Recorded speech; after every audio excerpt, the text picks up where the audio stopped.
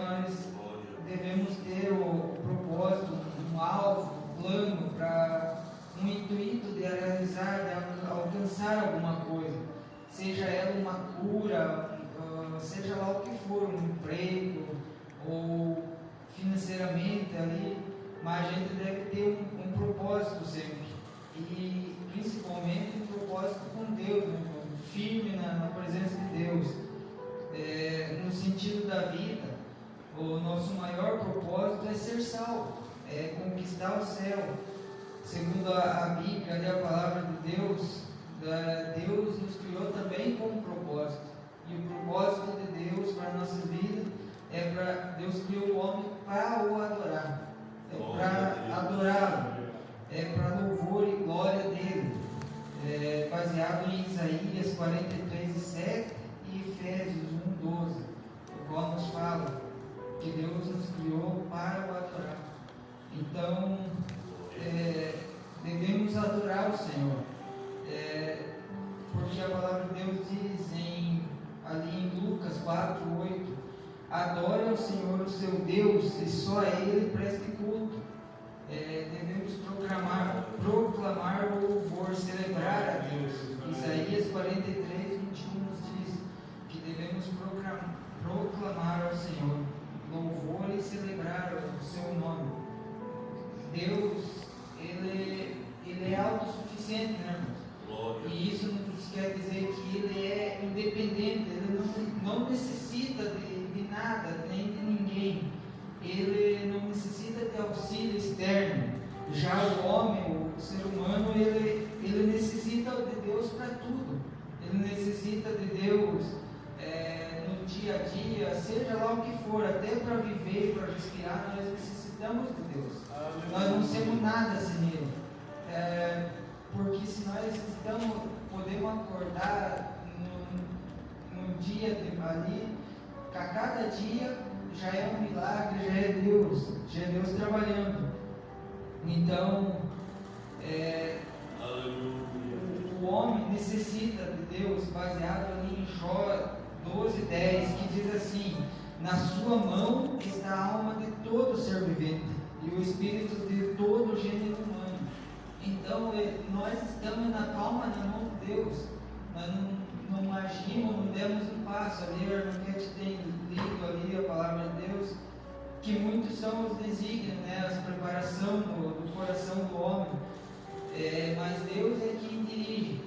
Em outra palavra, ele diz que o homem traça o seu caminho, mas é o Senhor que ele dirige os passos.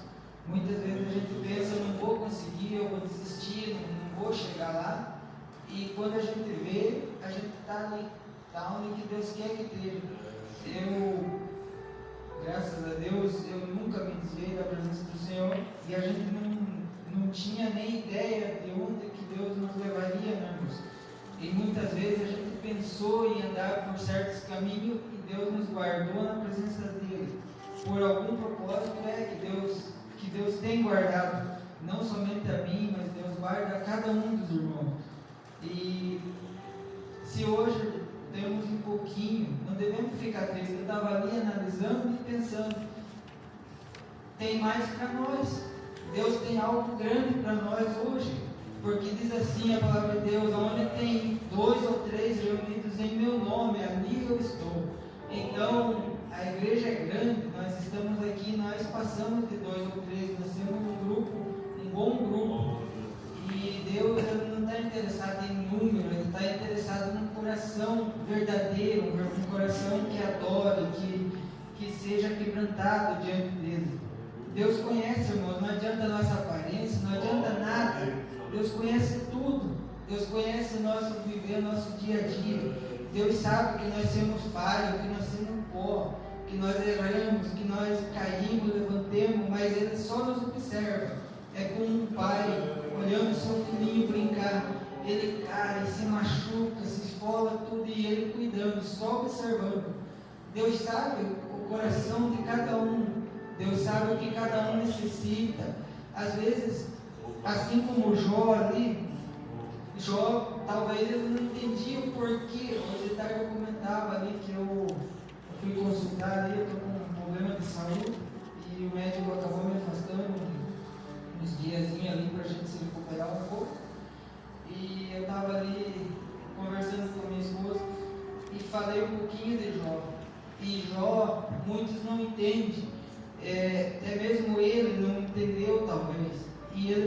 por tanta coisa. Ele era o homem mais rico daquela região, daquele lugar. E eu falando ali, às vezes, quando está tudo bem, a pessoa está caminhando, correndo, ela não vê as coisas. De repente, acontece algo na vida dela, dá um tropicão ali, ela cai. Ela já vai ter um tempinho para observar ali um pequeno inseto, como por exemplo uma formiga caminhando. Se nós for ler a Bíblia, eu não estou falando bobagem, Salomão ali nos dá exemplo para nós de ter com a formiga, que muitas vezes a pessoa não observa pequenos detalhes da vida.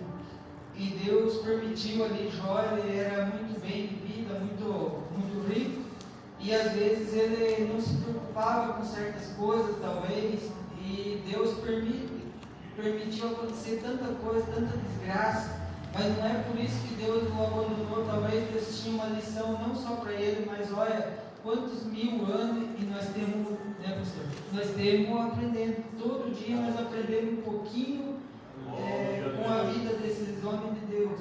Os profetas, se a gente for parar e olhar Jeremias, certo dia eu estava vendo, a gente ler a palavra de Deus é uma coisa, mas a gente prestar atenção realmente, viver o que eles viveram, irmãos, eu acho que eu não conseguiria.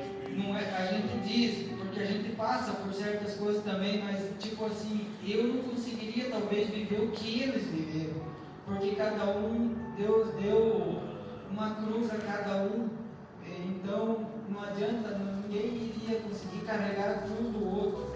A gente pode ajudar, mas ninguém conseguiria passar o que o outro passa. Então, eu observando certo dia Jeremias ali, quando lançaram na cova, ali naquela pura lama, talvez ali, a gente não sabe, mas deve ter atrofiado tudo ali, as pernas dele, né, os nervos, tudo. Quanta dor, quanto sofrimento ali, que esse lugar é frio. A gente só lê e não analisa a palavra de Deus. Mas se for parar para ver o quanto eles sofreram, quanta dor, quanto gemeram, quanto choraram, e Deus, tudo por amor a eu e você, tudo por amor ao povo, por amor às almas, para salvar as almas. Deus tem um propósito, irmão, não é à toa. Eles passaram por tudo isso. Não era talvez para estar cheia essa igreja. Sabe por quê? Que nós temos um pouco? Porque tem mais alimento para nós, irmãos. Eu não estou pregando eu prego para mim também, porque enquanto eu estou aqui, eu não tenho compromisso com o homem, mas é um compromisso com Deus. E se Deus nos chamou, Ele honra, Ele cuida. Deus talvez queria provar o coração do pastor, de eu, de você. Deus não está interessado em multidão, Deus está interessado na sinceridade de um coração quebrantado. Quero continuar falando um pouquinho mais, eu marquei os pontos aqui, que todos os profetas, personagens bíblicos, todos tinham um propósito, sendo chamados com motivos específicos para cumprir a vontade de Deus em suas gerações.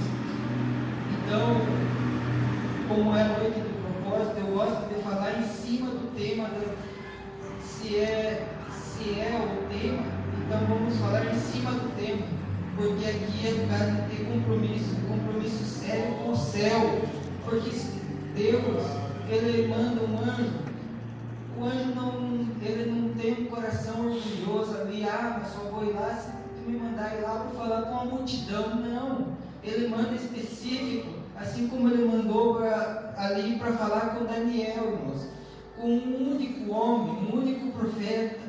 Então, se Deus não se dá ao luxo de mandar um anjo seu para falar com uma única pessoa, quanto mais Deus deixaria de falar contigo essa noite. Nós temos em vários aqui, e Deus envia anjos para falar com eu e você. Deus tem vitória para dar, viu, irmã Vani? Deus vai te curar essa noite, irmã Vani. Tenho certeza que Deus está entrando com providência. Deus tem ouvido as orações, e eu não estou falando bobagem, eu falo porque eu sinto de Deus. Deus tem uma grande obra a realizar na vida de cada um. Deus tem visto o esforço de cada um, Deus tem visto as lágrimas, e Deus tem visto os corações exaltados, corações que acham que são, mas não são. Deus tem vitória.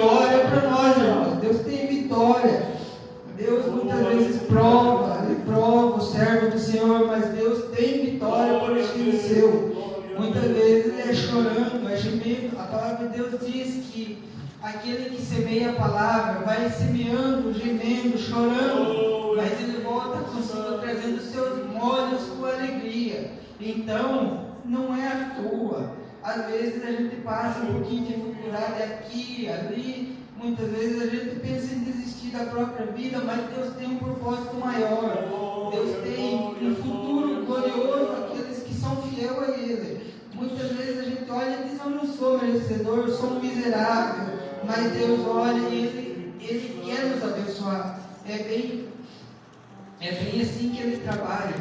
Deus, Ele costuma utilizar pessoas comuns, pessoas falhas e cheias de limitações, capacitando-as para missões de restauração, de liderança, para transmitir mensagem de arrependimento e esperança. Muitas vezes não é com... Talvez Deus quer falar com uma única pessoa em um culto com uma multidão muito grande, e Deus fala apenas com uma, às vezes por apenas uma. Então, muitos vão sendo levados pelos movimentos, muitos querem aparecer, mas Deus trabalha de uma forma que o homem não entende. Deus escolhe pessoas que o homem não escolheria. Ali, quando o profeta Samuel foi escolher ali o futuro rei de Israel, ele, no coração dele, ele escolheria qualquer um dos irmãos de Davi, menos Davi, porque Davi é o que menos parecia, o que menos tinha ali a aparência de rei, e era aquele. Ali já está a prova de um improvável que Deus escolheu. Então temos exemplos ali na palavra de Deus de propósito, como Josué, que era seguir a lei para prosperar e liderar o povo. Também Elias, enfrentando a idolatria, provando a soberania de Deus, provando que Deus é soberano. E Davi também serviu com um propósito de Deus na sua geração, mesmo com falhas ali. Era o propósito de Deus para aquela época, para aquele tempo. O uso de improváveis. Deus, assim como eu falei, escolhe pessoas que não parecem capacitadas para realizar grandes obras. Muitas vezes Deus usa uma pessoa, uma criança ali para realizar uma grande cura, um grande milagre. Eu tenho visto milagre na minha vida. Quando eu era criança, tinha um irmão meu mais velho que ele tinha reumatismo no sangue, e ele costumava sofrer demais. Às vezes tinha aqueles ataques que tinha que levar para o hospital ele carregado, e ele gritava de dor. Certo dia minha mãe disse assim: chega, porque para uma mãe é terrível ver um filho chorar, sofrer. Ele gera um rapaz ali e sempre sofrendo. Daí ela disse assim: vamos tudo dobrar o joelho ao redor da cama e vamos orar por ele. E aquele dia, eu era criança, nunca mais esqueci, porque Deus tomou a minha mãe e ela ali estendeu sua mão, oremos pelo meu irmão, e até hoje, irmãos, ele nunca mais sofreu daquele reumatismo. Ele é curado para a honra e glória do nome do Senhor. E muitas vezes Deus opera milagres assim, e muitos não ficam sabendo. Então, se a gente for olhar, mas como Deus faz uma obra tão grande e ninguém ficou sabendo. Deus, que é Deus, Ele não se preocupa em aparecer. Deus, se a gente for observar, as pessoas hoje em dia são muito orgulhosas, querem viver tudo aí de forma que agrada o coração. Mas se a gente for olhar, a palavra de Deus nos ensina o exemplo de humildade. Porque Jesus, imagina sendo Deus, Ele podia descer e dizer: não, eu vou à terra, mas eu quero nascer e quero já deitar num berço de ouro, conforto ali, muito perfume bom, uma época boa, que tenha chuveiro elétrico, que tenha ar-condicionado. Mas não, irmãos, ele veio numa época difícil. Não existia papel higiênico, não existia ar-condicionado, não existia nada, nem chuveiro elétrico. Dias difíceis, dias de dor, dias de perseguição. O povo não conhecia nada. Era bruto, um povo terrível de lidar, e Deus veio numa época Ele sendo Deus, não usou por usurpação o ser igual a Deus, mesmo subsistindo em forma de Deus, ele não quis ser igual a Deus. Antes ele se quebrantou, se humilhou, e ele veio, imagina, se transformar em homem para nos salvarmos. Ele nos deu demonstração de amor. Eu duvido muito dos obreiros, aqui dos irmãos, pegar e lavar os pés de um por um ali, né? Se fosse fazer no final de um culto, só um exemplo, eu acho difícil. E Jesus fez isso. Ele lavou os pés dos discípulos. Ele lavou. É muita coragem. Jesus, ele deu toda a sua vida. Ele se humilhando toda a sua vida, gemendo, chorando, para nos dar exemplo. E ele não é porque ele só para dar exemplo, ele é humilde assim até hoje. Jesus, ele é amor, ele é o próprio amor. Então, como eu falei, Deus usa os improváveis. E tem também chamados específicos, propósitos específicos, assim como Maria, mãe de Jesus, Pedro, João, cada um recebeu uma missão única. O propósito de Jó é o seu amor, sua fidelidade a Deus, mesmo diante das adversidades, sofrimentos intensos. Ele foi fiel, né, irmãos? Ali eu tenho lido. Ele foi fiel na provação, se manteve íntegro. Foi uma lição ali de sofrimento e mesmo assim sua confiança foi inabalável. Está vendo que palavra, irmãos, que Deus tinha para nós hoje? Por isso que nós temos em pouco. Porque Deus, Ele quer testar e provar a nossa fé. É para eu e você, para provar a nossa fé. Para ver se a nossa fé é inabalável. Porque a gente não está aqui para aparecer para os irmãos, um ao outro, mas a gente vem prestar o nosso culto ao nosso Deus que nós amamos. É amor. Tu vem aqui não é para ver o irmão ali, se está bem vestido, não. É amor. Isso que te traz aqui na igreja, na casa do Senhor, é o amor a Jesus. Aquilo que tu faz no dia a dia ali, buscando ganhar almas, é por amor a Jesus. Isso é amor. Isso é amor. Então, ali, Jó, Deus restaurou por sua fidelidade, Deus restaurou tudo em dobro. E então, pela fidelidade do coração de cada um de nós, Deus vai dar tudo em dobro. Aleluia. Aquilo que nós temos pedido, Deus nos alcançará tudo em dobro. Deus tem vitória para nós. Deus, Ele jamais abandona um filho seu. Ele pode uma mãe esquecer seu filho, mas Deus, Ele não esquece um filho seu. É muito bom, irmãos, estar na casa do Senhor. Eu tenho ficado toda a minha vida, nunca saí, nunca me desviei, e não tenho arrependimento. Eu sei que tenho sofrido, tenho passado por coisas que às vezes a gente não é fácil, entendeu? Mas eu nunca desisto de pregar, de falar ali no trabalho com meus companheiros. Às vezes eles dizem, mas por que tu está lá? Por que tu faz isso? Por que tu faz aquilo? Mas é amor a Deus. Eles não conhecem a Deus, não conhecem. Um dia um falava para mim, porque eu não gosto de igreja, grito muito. Aí não tem o que fazer. Eles gritam lá no campo de futebol, gritam em tudo que é lugar, eles não vê. Mas é assim mesmo, a gente nem pode levar em consideração, porque é normal, eles enxergam só a gente que a igreja lá faz um griteiro, mas é normal porque nós temos na luz. Por isso que no escuro ninguém observa nada em ninguém.